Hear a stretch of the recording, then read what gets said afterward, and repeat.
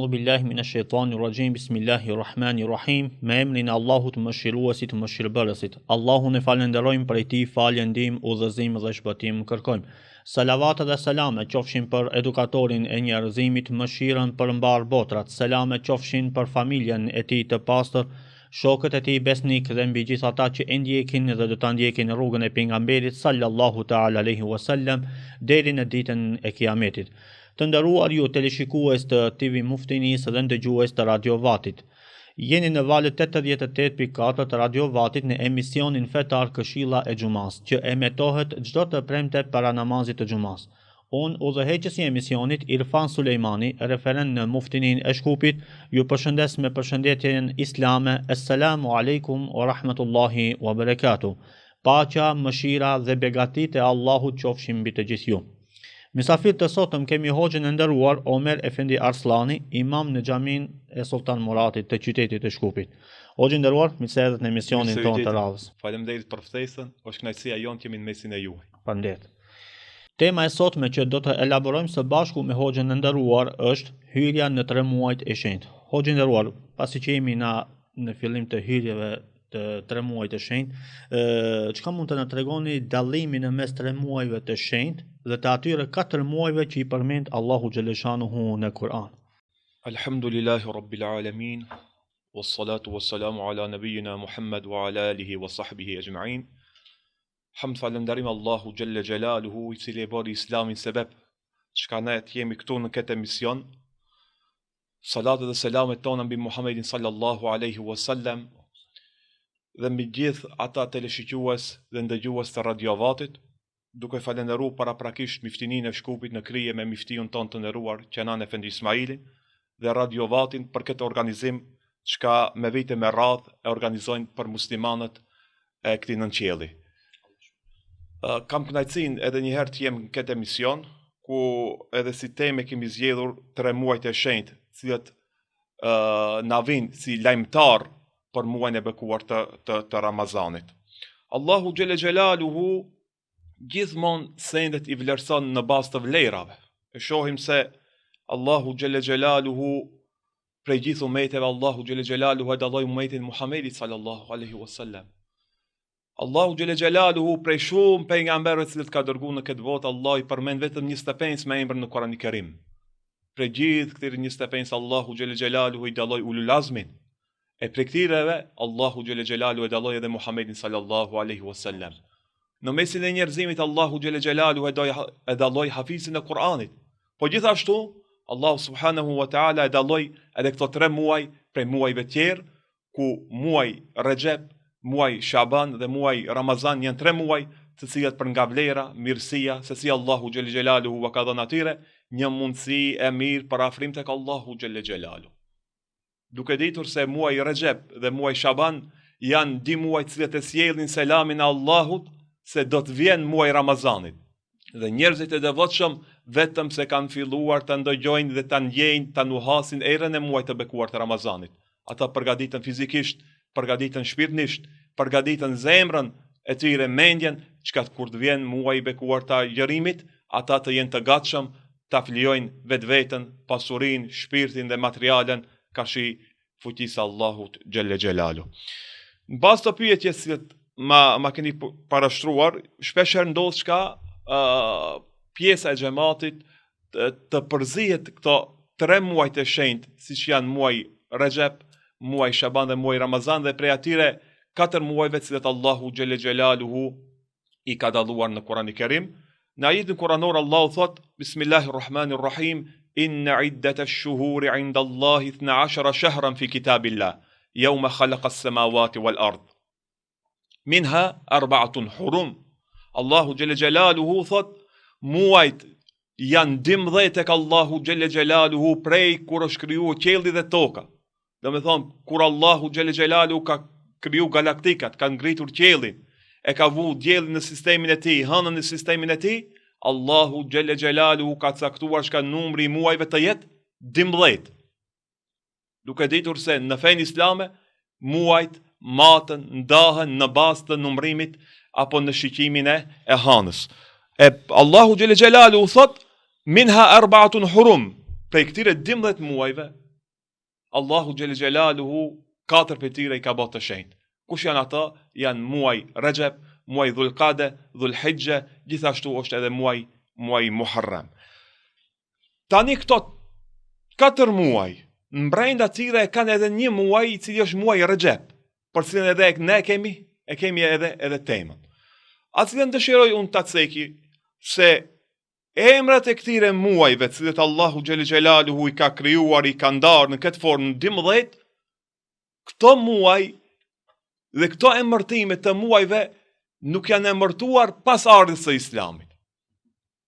Këto emra kanë qenë ende pa me ardhur Muhamedi sallallahu alaihi wasallam si pejgamber.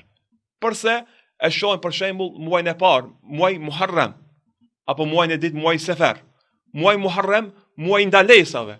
Nga shkaku pse haxhin si ne kryen musliman ditën e sodit, po edhe në kohën e xhahilit llokut ka pas një lloj të haxhit.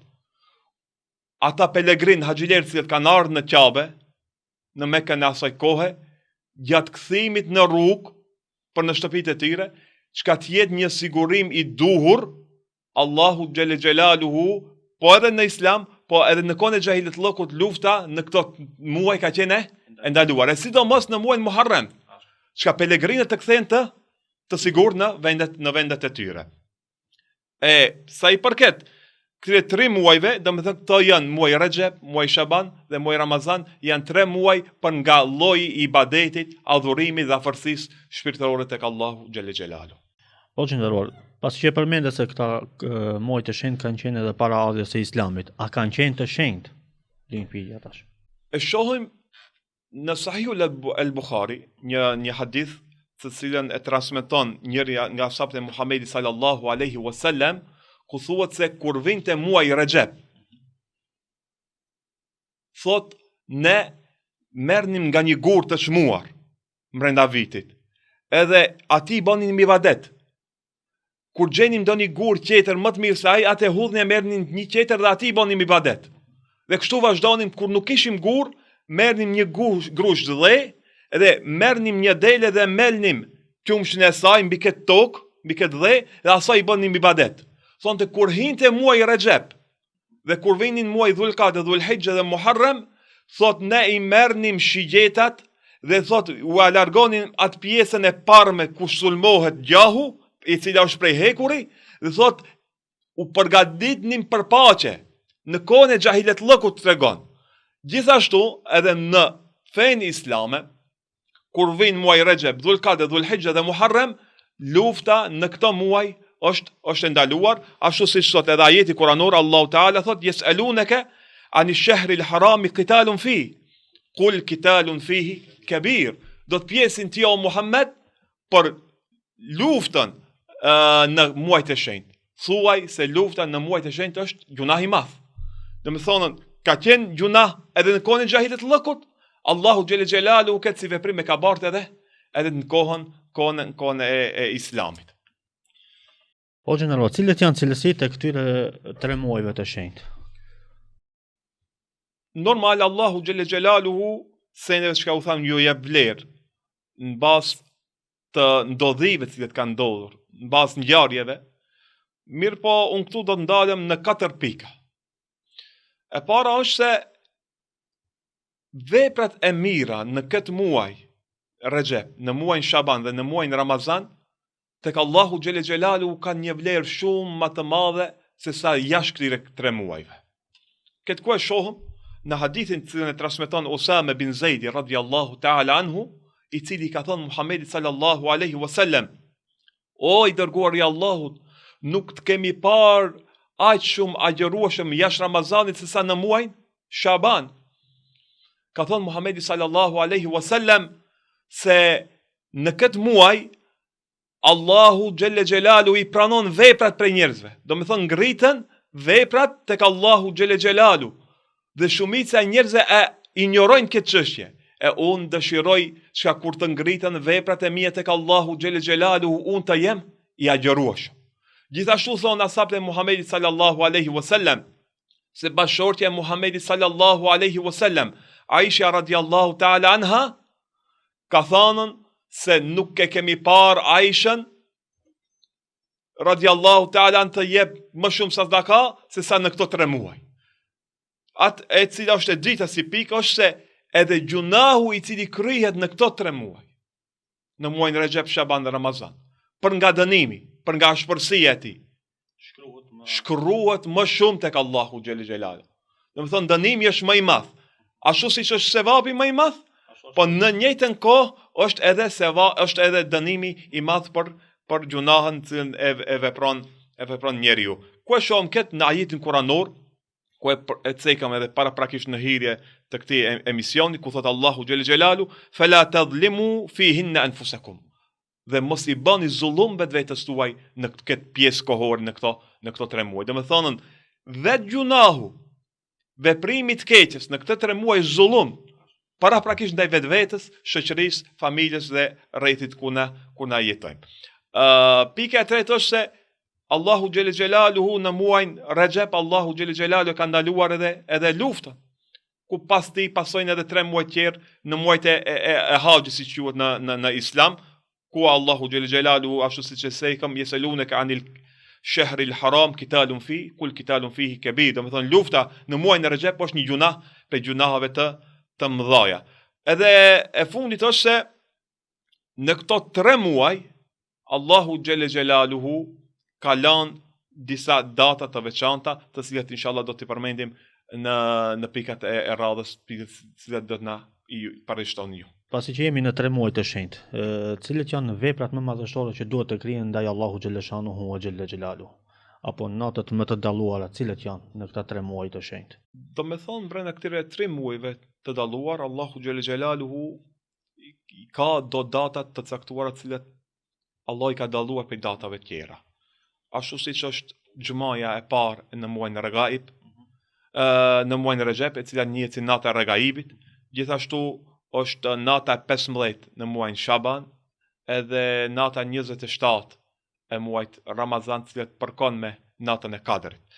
Shtash për nga lloji i ibadetit, i adhurimit, a kemi ibadet të veçantë në muajin Rexhep dhe në muajin Ramazan, ku edhe në muajin Shaban, për muajin Ramazan inshallah do të cekim. Në bazë të haditheve të Muhamedit sallallahu alaihi wasallam dhe transmetimeve të cilat na vijnë nga ai, nuk kemi ndonjë ibadet të veçantë në muajin Rexhep dhe në muajin Shaban. Përveç asaj e cila është vullnetare, agjërimi, cilën e ka bën Muhamedi sallallahu alaihi wasallam, sidomos në muajin Shaban. Apo ua preferoj teleshikuesve ata të cilët na ndëgjojnë nga radiovati, për shembull, ta veprojnë një ditë ta agjërojnë, një ditë jo, e cila ka qenë si sunet apo i Davudit alayhi salatu wasalam, ose ti agjërojnë ditët e bardha, ditën e hënë dhe ditën e njëjtë, të japën sadaka, ta mësojnë vetveten e vet në punë të hajrit. Të jetë si para përgatitje për gjatë muajit të Ramazanit. Po, domethënë përgatitet njeriu shpirtërisht dhe ku të vjen muaji Ramazani vetëm se ta ketë atë elan, atë energji, çka të filloje më shumë kashi Allahu xhel xelaluhu me ibadet. O gjenderor, pasi që jemi në minutët e fundit të emisionit, cili është mesazhi juaj për teleshikuesit e TV Muftinisë dhe ndëgjuesit e Radiovatit? Një njeri i cili Allahu xhel xelaluhu ja mundson të mbrinë këto 3 muaj, është një shans i madh çka njeriu t'i kthehet Allahu xhel xelaluhu. Një person i cili ka kalu këto muaj tjerë në gaflet, në mëkat, larg Allahu xhel xelaluhu, tani është mundësia më e madhe, çka është një shans i cili njeriu nëse e shfrytëzon me të vërtetë do ta gjej kashi Allahu xhel xelaluhu me shpërblim të madh. Prandaj dera e pendimit është e hapur, ata që dëshirojnë të kthehen Allahu xhel xelaluhu mundsinë kanë, derisa Allahu xhel xelaluhu ka mundsuar këtë mbritje të madhe këtë 3 muajve, le t'i kthehen Allahu xhel xelaluhu, se me të vërtetë Allahu xhel xelaluhu e shpërblen të mirën me të mirë. Amin. O gjenderor, Allah ju shpërblet për elaborimin e temës dhe shpresojmë që këshillat e juaja kanë qenë të dobishme për teleshikuesit e TV Muftinisë dhe ndëgjuesit e Radiovatit. Faleminderit shumë për ftesën, isha kam qenë i bereqetshëm për ju edhe për gjithë ata që na ndëgjojnë prej kësaj radio. Të nderuar ju teleshikues të TV Muftinisë dhe ndëgjues të Radiovatit, këtu është fundi i këtij emisioni ku mysafir kishim hoxhën e nderuar Omer Efendi Arslani. Deri në emisionin e radhës Minbeqit, Allahu të na i pranon gjitha lutjet dhe ibadetet e kësaj dite madhështore. Assalamu alaikum wa rahmatullahi wa barakatuh.